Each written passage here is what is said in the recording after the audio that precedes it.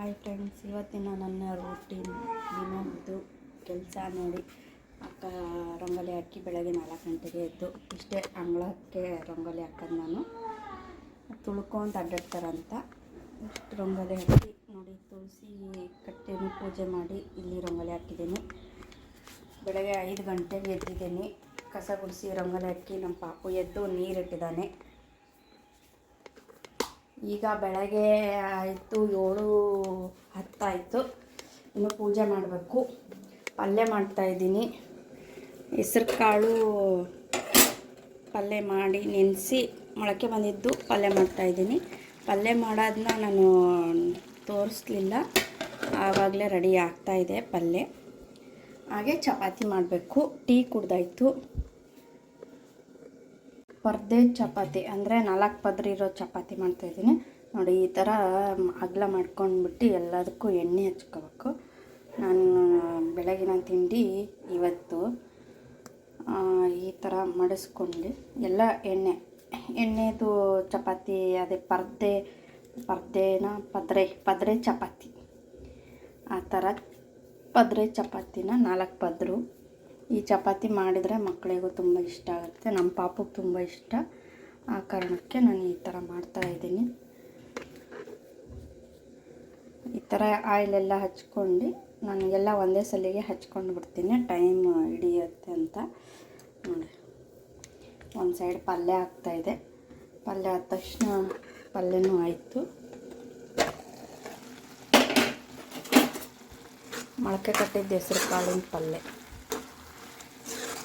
ನಾನು ಏನು ಮಸಾಲ ಏನೂ ಹಾಕಲ್ಲ ನೋಡಿ. ಈರುಳ್ಳಿ, ಟೊಮಾಟೊ ಹಣ್ಣು, ಕೊತ್ತಂಬರಿ, ಒಂದು ಸ್ವಲ್ಪ ಖಾರದ ಪುಡಿ, ಉಪ್ಪು, ಗರಂ ಮಸಾಲ ಒಂದು ಸ್ವಲ್ಪ ಹಾಕ್ತೀನಿ ಅಷ್ಟೇ.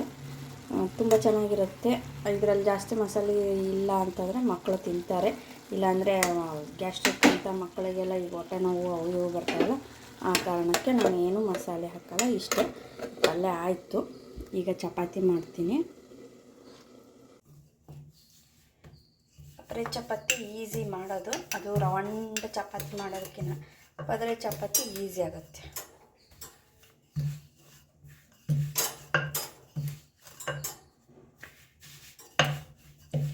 ಇದು ದಪ್ಪ ಇದ್ರೂ ಏನು ಹಂಗೆ ಅನಿಸಲ್ಲ, ಯಾಕಂದರೆ ಎಣ್ಣೆ ಹಾಕಿರ್ತೇವಲ್ಲ.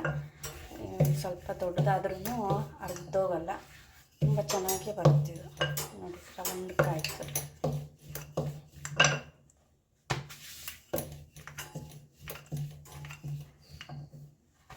ಪೂರಿ ಥರ ಉಬ್ಬು ಬಂದ್ಬಿಡುತ್ತೀಗ.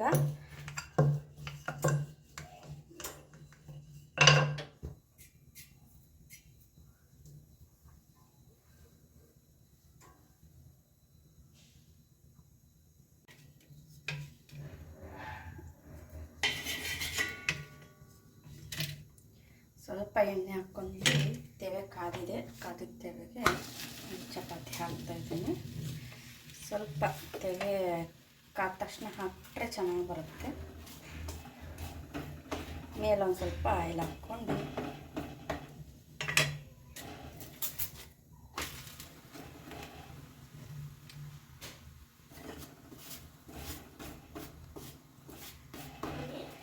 ಬಿಸಿ ಇದು ಚಪಾತಿ ತಿಂತಾಯಿದ್ರೆ ಎಷ್ಟು ಚೆನ್ನಾಗಿರುತ್ತೆ. ನನಗಂತೂ ತುಂಬ ಚೆನ್ನಾಗಿ ಚಪಾತಿಗಳು ಈ ಥರ ಬಿಸಿ ತಿನ್ನಬೇಕು ಅಂತ.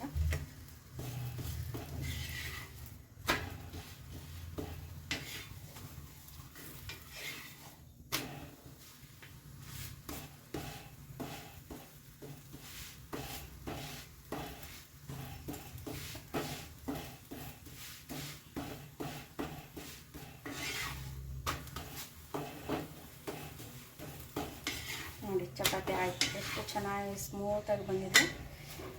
ಅಷ್ಟೇ ಚಪಾತಿ. ಇದು ತುಂಬ ಚೆನ್ನಾಗಿ ಟೇಸ್ಟಿ ಬರುತ್ತೆ. ಇದಕ್ಕೆ ನಾನು ಹಿಟ್ಟು ಕಲಸುವಾಗಲೇ ಸ್ವಲ್ಪ ಸಕ್ಕರೆ ಹಾಕಿ ಹಿಟ್ಟು ಕಲಸುತ್ತೇನೆ. ನೋಡಿ ಎಷ್ಟು ಮೆತ್ತಗೆ ಬಂದಿದೆ ಆಯಿತಾ, ಎಷ್ಟು ಮೆತ್ತಗೆ ಬಂದಿದೆ.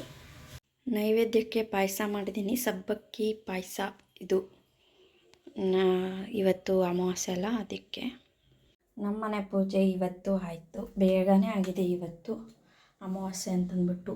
ನೋಡಿ, ನಮ್ಮನೆ ದೇವರು ಎಲ್ಲಮ್ಮ ದೇವರು ಈ ಥರ ರೆಡಿ ಮಾಡಿದ್ದೀನಿ. ನೈವೇದ್ಯಕ್ಕೆ ಪಾಯಸ ಮಾಡಿದ್ದೀನಿ. ಚೆನ್ನಾಗಿದೆಯಾ?